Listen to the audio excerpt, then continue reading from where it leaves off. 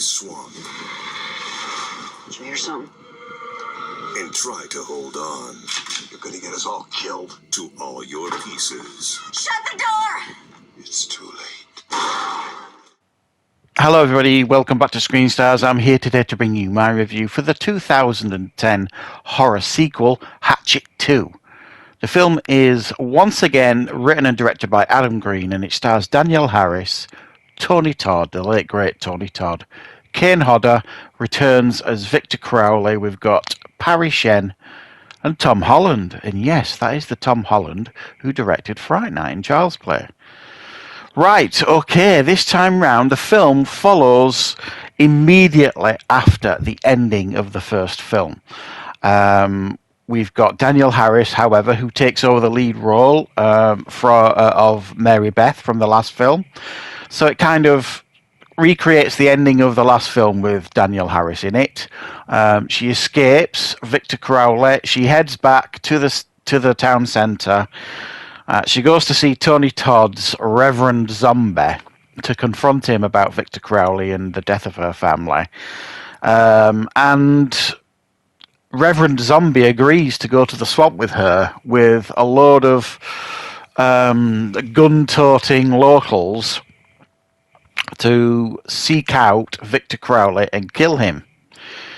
As you could imagine, when they all get there, it kind of doesn't work out the way they expect, and Victor Crowley goes on a murderous rampage once again. Right, what are my thoughts on Hatchet 2? Well, I'd never seen any of the Hatchet films before until I watched the first one, and the review for that is on the channel. I did that last week. And I thought it was, generally speaking, quite a fun film. Nothing massively special, nothing massively memorable, but a well-made film that obviously was tipping its hat to horror icons such as, mainly Jason and the Friday the 13th films.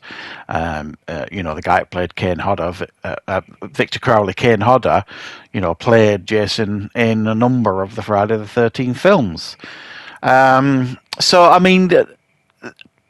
He's obviously paying respect, Adam Green, to films that have inspired him, you know what I mean? And you can see that in certainly the first two films, because we've got, almost like an endless supply of horror fan moments. We've got, especially with the cast, you've got Danielle Harris, obviously from the Halloween franchise, a modern day Scream Queen. We've got Tony Todd, the legend that is Tony Todd from Candyman, and many, many other horror films. Kane Hodder, obviously. And then you've got Tom Holland, who, has written quite a lot of horror classics, but also directed a number of well-respected horror films such as Fright Night and Child's Play.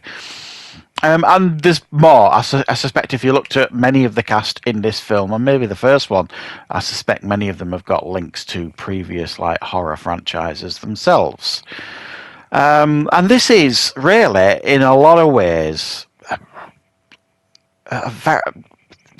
essentially the first film, just with different actors getting, Victor Crowley, should we say, in bigger and more creative ways. I mean, you can't take this film seriously when Victor Crowley takes out a couple of guys with literally the biggest chainsaw known to man.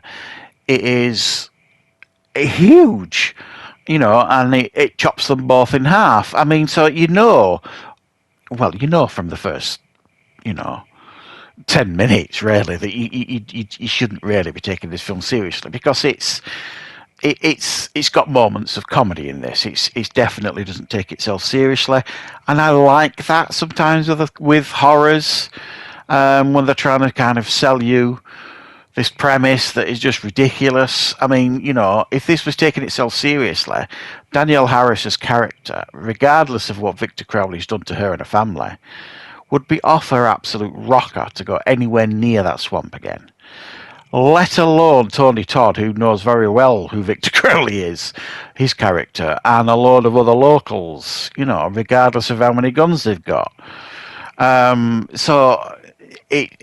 The premise is ridiculous, and then they all get there to the swamp, and they do they make one of the big horror mistakes. They split up. So what happens? They all get taken out, one at a time or two at a time, if many of them are kind of teaming up as a pair. So, I mean, they aren't intelligent people, boys and girls. And the plan he's got, Tony Todd's character, Reverend Zombie, is he wants this swamp for himself so that he can run his tours through there and start being profitable again. Now, he knows the story of Victor Crowley. He knows that Victor Crowley was, killed many years ago by his father accidentally after those boys teased him and set fire to the cabin. Now, one of those boys was killed in the first film, Robert Englund's character, and there's two more that apparently. And his thinking is, don't know where he's got it from, but his thinking is, if Victor Crowley could take his revenge on the other two people that were there that night when he was killed, that'll be the end of Victor Crowley, and he'll get the swamp all to himself. Guess what? That doesn't necessarily work out how Tony Todd wants either. So, I mean, it's ridiculous in regards to many of the decisions that the characters make.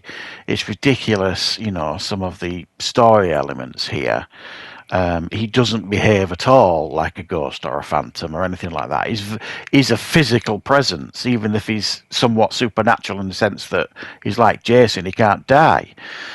But the whole idea that he is kind of a spirit that never dies and just wanders the swamp because he was wronged all those years ago, it doesn't sit right with me, because he's just such a physical presence, lobbing bits off people with chainsaws and hatchets and all sorts of manner of weapons. So it's, the concept is a bit odd in that sense, but there is no denying that there's a lot of fun to be had with this franchise. If you like, slasher films in the vein of Friday the 13th, where you're just seeing a load of creative kills, very graphic, gory kills, then this is definitely, the franchise for you. And this definitely takes it up a notch from the first one in regards to some of the creative kills that we are shown.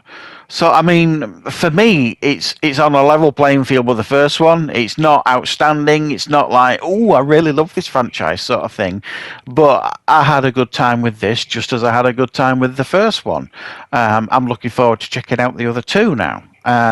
But, as a horror fan myself, I can see really why this franchise never really broke through to the mainstream, because it's borrowing too heavily, I think, from films that came before it.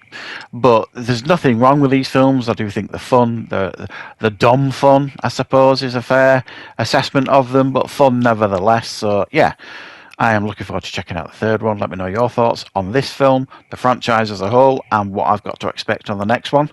And I'll see you back on the channel with plenty more content very, very soon.